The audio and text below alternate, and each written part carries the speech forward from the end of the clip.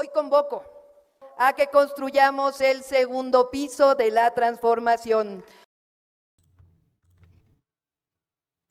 Amigos, bienvenidos a una nueva transmisión más a su canal En el Segundo Piso. Servidor Iván Rodríguez transmitiéndoles desde el día de hoy. Nos seguimos encontrando en este jueves 1 de agosto del 2024. Si nos estás viendo por primera vez, muchísimas gracias por tu tiempo y por tu espacio.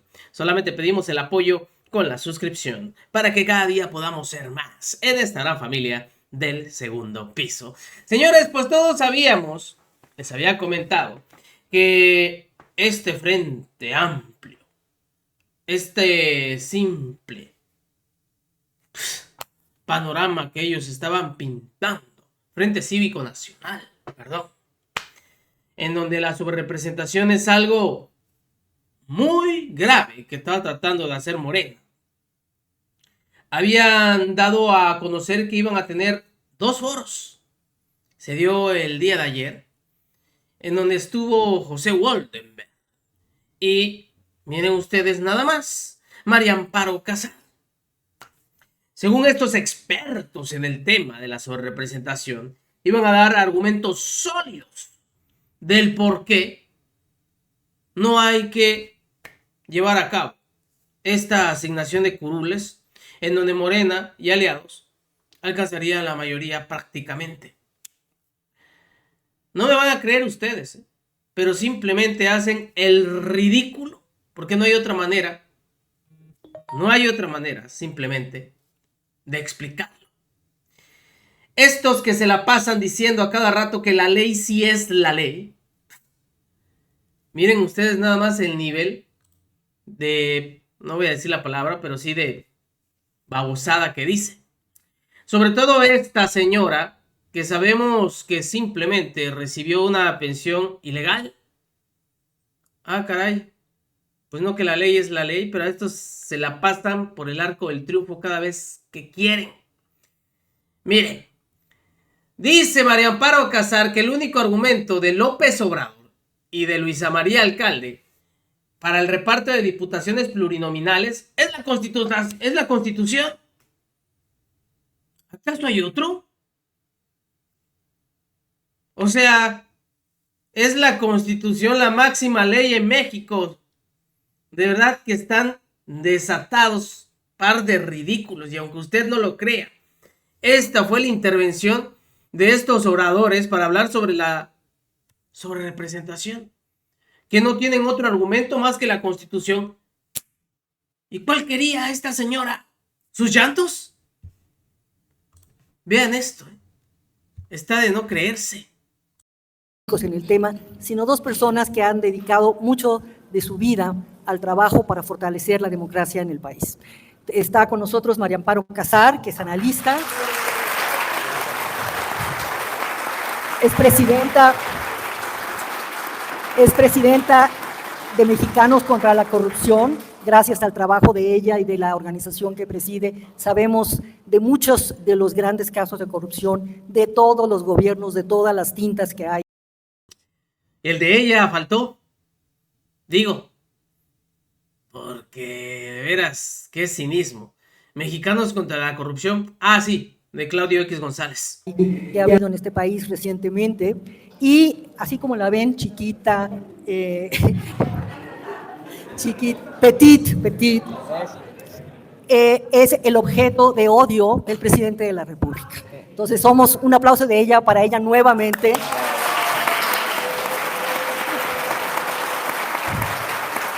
Para decirle que estamos con ella, que creemos en ella, que la necesitamos, que siga con su trabajo. Y después vamos a escuchar a José Woldenberg, Pepe, del cual hablaré en cuanto terminemos. Entonces, adelante, María Amparo.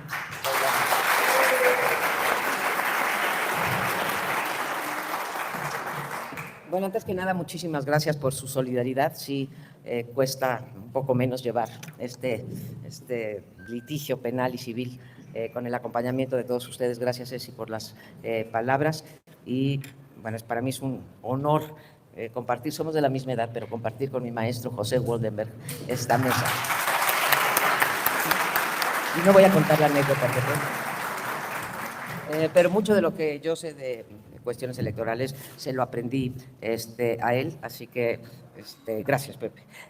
Creo que sí estamos ante un parteaguas, estamos ante una decisión, como dijo Cecilia, histórica. Y como toda decisión trascendente, ahora tanto Pepe como yo hablaremos de la trascendencia de la decisión sobre si va a haber la sobrerepresentación, hipersobrerepresentación que pretenden de tener con 74%, tener 74% de la Cámara con 54% de el voto, pues ha causado gran polémica. Pero yo diría que en estos dos, pues ni modo, sí, bandos, en estos dos grupos que argumentan de manera diferenciada, yo diría que del lado gubernamental, que son los que están argumentando en favor de la sobrerepresentación, hay un solo argumento. Yo no he escuchado más que de la secretaria de Gobernación, de López Obrador, que ha repetido el exministro Saldívar, y que es que la Constitución no dice partido y coalición, sino nada más partido, y no he escuchado nada más que eso. No sé, Pepe, si tú hayas escuchado otro argumento. En cambio, del lado, digamos… No, bueno, lo que hay que ver, lo que hay que escuchar. No hay otro argumento, nada más que lo que dice la Constitución. Pues no es la máxima ley. ¿Es en serio lo que dijo esta señora? Yo los llamo, digamos, del lado que estamos en favor de la democracia.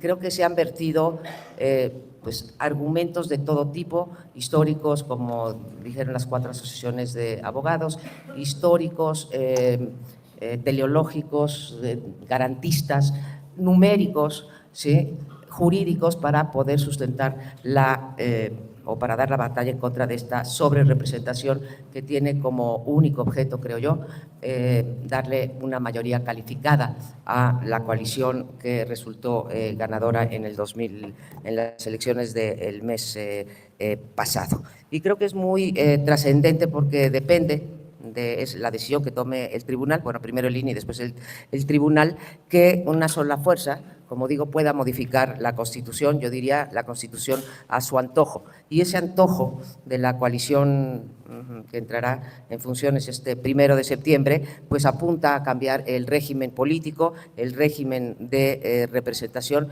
en una dirección precisamente contraria a la que se refería Cecilia cuando decía que llevábamos muchos años en esta lucha por democratizar al país. Es una dirección, digamos, que lleva la vuelta al hiperpresidencialismo, que fue la lucha precisamente de la izquierda, incluido el PRD e incluido López Obrador. Trascendente también, pues porque se anularía el derecho de las minorías. No solamente pretenden cambiar el orden de representación y el equilibrio de poderes, sino que también con esta mayoría, si lo refrenda, digamos, el tribunal, las minorías se quedarían sin la posibilidad de esta herramienta tan importante que ha sido en estos años de López Obrador, que es la posibilidad de poner una acción de inconstitucionalidad. Se necesita 33% de alguna de las cámaras, una acción de inconstitucionalidad para decir, oigan, esto que está pasando el Congreso no se apega a la Constitución, y vaya que se ha usado en este sexenio. En este sexenio han crecido 300% las acciones de constitucionalidad y controversias constitucionales. Así que nos quedaríamos con 2 consecuencias gravísimas desde la perspectiva de una democracia representativa y plural. Del lado que yo digo democrático y apegado a la Constitución, o sea, del lado opositor en el que estamos y que somos minoritarios, creo que no somos minoritarios en argumentos, pero sí somos minoritarios numéricamente, decía yo que han sido muchos, muy variados y muy bien sustentados por expertos constitucionales y electorales, aunque en realidad estamos en una batalla no jurídica, no electoral, estamos en una batalla verdaderamente política. Supongo que todos ustedes conocen, hago un brevísimo recuento, un resumen, digamos, del tipo de argumentos, sin entrar a cada uno de ellos, que se han esgrimido. Uno de los primeros fue, desde luego, que desde que se hizo la reforma de 1996, pues el legislador no juzgó necesario poner coaliciones y partidos, lo hizo en la ley secundaria, porque era redundante, era lo mismo partido y coalición. Entonces, ahí sí la ley secundaria, que luego aprendí en un artículo de de Pepe, que después se derogó, ¿verdad? Bueno, desapareció este artículo donde sí se equiparaban en la ley partido y coalición. Pero entonces se asentaba que coalición y partido, digamos que a las coaliciones se les daría el trato de un solo partido, incluso en términos de lo que podían gastar, en términos de lo que les daban de tiempos oficiales para la televisión y la radio, etcétera, ¿sí?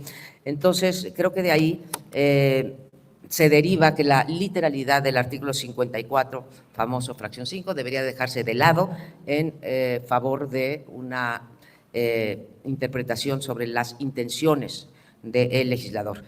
Ha habido también un recorrido histórico en términos de argumentos sobre cómo los diferentes partidos han querido abusar de la figura de las coaliciones. Obviamente, cuando estás en el poder es cuando más abusas de esta figura, y cómo cada partido, no nada más Morena es en esta ocasión y en el 18, sino cómo han burlado la ley desde con el trasvase de votos de un partido a otro para mantener el registro o para aumentar artificialmente sus mayorías. Yo creo que casi todos en este auditorio podemos recordar que lo que en algún momento llamábamos la cláusula de la vida eterna, ¿no? Para que pudieran mantenerse los partidos en las listas electorales. Llegamos incluso al absurdo de que reconocidos militantes en 2018, militantes de Morena, ni más ni menos que Pablo Gómez y, si no me equivoco, Mario Delgado, fueron postulados por otros partidos, fueron postulados por el PT, ¿sí? Y para que pasadas las elecciones al día siguiente se pasaran a la bancada de Morena. Lo que no está fuera de duda, me parece, es que tenemos partidos tramposos, partidos que gustan de violar la legislación y, como decía yo, más tramposos quizá mientras más poder tienen. Después de estos dos argumentos siguieron diversos… No, bueno. No, bueno. ¿Y qué dijo José Woldenberg? Discusión en esta materia, y en tercer lugar, entrar al litigio actual. En todos lados se ha discutido cómo deben traducirse los votos en escaños.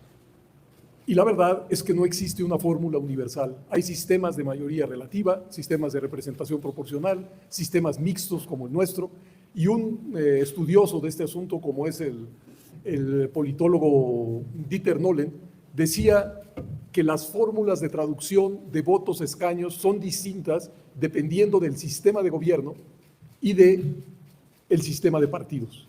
Y él mismo alertaba, no podemos construir una fórmula satisfactoria para todo tiempo y para todo lugar. Sin embargo, la pertinencia tiene que ver con lo que se busca en cada caso. Y en el caso mexicano, la izquierda mexicana sobre todo, pero también en diferentes momentos el Partido Acción Nacional, su línea de conducta fue que los votos se tradujeran estrictamente en escaños. Si un partido obtenía el 30% de los votos, que acabara con el 30% de los diputados. Si obtenía el 15% de los votos, que acabara con el 15% de los diputados. Eso nos pareció a muchos lo más justo y lo más necesario para un país como México y su pluralidad.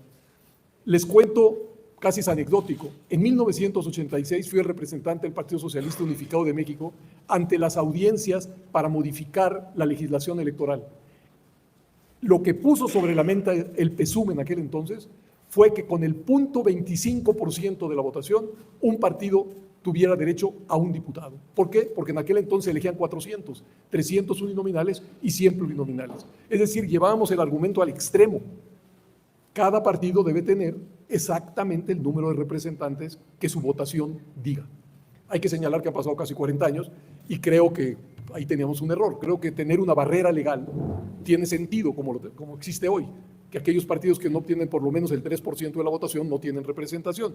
¿Por qué creo que esto debe ser así? Porque de la otra manera, en efecto, fragmentaríamos la representación de tal manera que sería muy difícil gobernar la propia Cámara. Pero insisto, de ahí venimos, o por lo menos de ahí venimos algunos, de la idea de que queríamos que los votos se tradujeran en escaños de manera fiel. Ahora bien, ¿qué ha sucedido en México, abuelo de pájaro, en esta materia? Desde la primera Constitución republicana, la de 1824, y hasta 1963, la fórmula que privó para la Cámara de Diputados fue la de elegir a cada uno en un distrito. Básicamente muy influenciados por la Constitución de los Estados Unidos. Es decir, casi un siglo y medio, esa fue la fórmula para integrar la Cámara de Diputados entre nosotros. Sin embargo, ya a mediados del siglo pasado, es decir, por los años 50, era público y notorio que la mayoría, que en esa época estamos hablando de un sistema de partido hegemónico, que la mayoría tenía incluso una sobrerepresentación en relación a los votos que lograba. Por ejemplo, el PRI, en ese entonces, en los años 50, obtenía alrededor del 80% de los votos y tenía el 90 y tantos % de la Cámara. Fue por ello que en 1963 se introdujo por primera vez una modalidad que fue la de los llamados diputados de partido. ¿En qué consistía esto? Que todos aquellos partidos políticos que obtuvieran por lo menos el 2.5% de la votación tendrían 5 representantes, 5 diputados, y por cada medio punto porcentual más, un diputado más. Era una inyección de pluralidad débil, si se quiere, pero en la cual se hacía, tanto el partido hegemónico como el resto de los partidos se hacían cargo de que la fórmula uninominal tendiera a beneficiar a la mayoría y a subrepresentar a las minorías. La historia reciente en esta materia arranca con la reforma de 1977. ¿En qué consistió esa reforma en esta materia? En agregar una lista plurinominal de 100 diputados y elegir 300 diputados por la vía uninominal. Se decía en aquel entonces, aquel partido político que obtenga más de 60 escaños por la vía uninominal no participará en el reparto plurinominal. ¿Qué significaba eso? Pues que en aquel entonces los únicos que ganaban más de 60 uninominales era el PRI. Con la nueva fórmula se garantizaba que por lo menos el 25% de los diputados fueran de partidos distintos al oficial. Digo por lo menos porque por supuesto podían ganar distritos y de hecho empezaron a ganar algunos distritos. Esa fue la primera fórmula que se hizo cargo de que la diversidad política que existe en nuestro país debería de tener presencia en los cuerpos legislativos. A la reforma de 1977 siguió la de 1986. No, pues ya él mismo dijo que en su momento hubo gandalles por estos partidos. ¿Qué tanto están lloriqueando? Es en serio. Ya dejen de dar pena. Pero mientras nosotros a gozar simplemente cómo se desbaratan, cómo dan sus pataditas de ahogado y cómo llaman a estos exconsejeros presidentes a querer venir a engañar. Ya, y entiéndanlo, la Constitución es la máxima ley. Como bien lo dijo el día de ayer la misma presidenta Guadalupe Tadei. Así como ella dijo, se van a pegar estrictamente a lo dictado en la Constitución. Nos vemos, señores, que sigan pasando un excelente día. Servidor Irving Rodríguez transmitiéndoles desde su canal. Señores, vamos a seguir gozando simplemente el llanto de toda esta oposición. Nos vemos hasta la próxima.